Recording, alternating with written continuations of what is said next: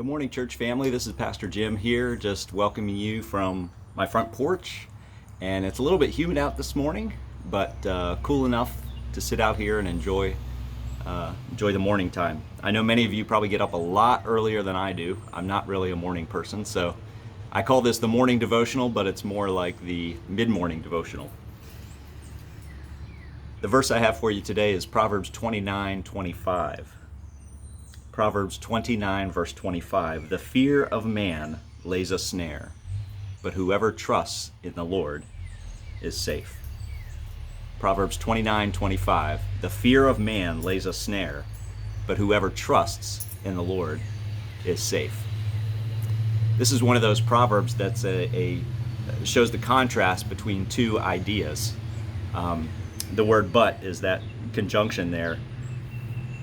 The fear of man lays a snare. On the one hand, if we are afraid of man or what other people can do to us, or if we are people pleasers, or if we are afraid of the decisions that someone else might make, maybe we're afraid of losing our job, maybe we're afraid of a boss who is troublesome, maybe we're afraid of a child or an adult, one of our children who is an adult who's making poor decisions.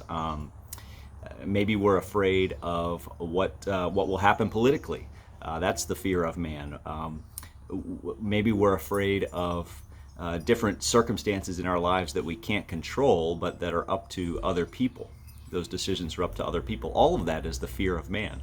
I can remember many times as a pastor where I would have the fear of man in just what would people think of the sermon, or what would my elders think of an idea that I had, or what if I was completely honest with my leaders and said, I'm struggling spiritually and this is what's going on. And if I told the elders and the deacons and other leaders in the church that I was, struggling in my faith, what would they think? And all of that, I think, in some sense, is the fear of man. We're afraid of what other people might think of us. We're afraid of the decisions that other people might make who have influence over us or authority over us. But the contrast to that is whoever trusts in the Lord is kept safe. I can remember one time when I was facing a particular crisis of faith, and the church wasn't really in trouble, but I was really afraid of a decision that some individuals in the church might make. This was about 5 or 10 years ago, and I admitted to another close friend of mine. I said, well, one of my big fears is getting fired from my job, or being asked to leave the church as a pastor. Being told that I'm not cutting it, not succeeding, not producing, or whatnot. And my friend said to me, he said it in such an interesting way. I'll always remember it. He said, well, what's going to happen if you lose your job? Your skin's not going to fall off, is it?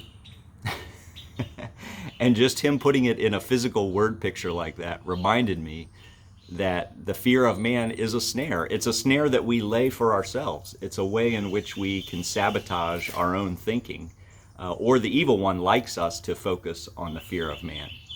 And Paul, the Apostle Paul, says in Galatians, he says, if I were trying to please man, I would not be preaching the gospel of Christ. If I were trying to satisfy people, I would not be preaching the gospel of Christ, righteousness by faith apart from works, that a person is justified before God.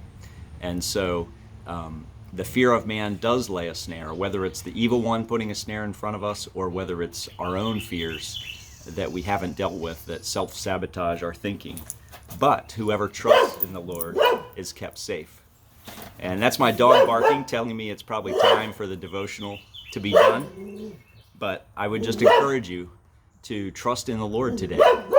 That once you realize that what God can do for you is much greater than what any man can do to you.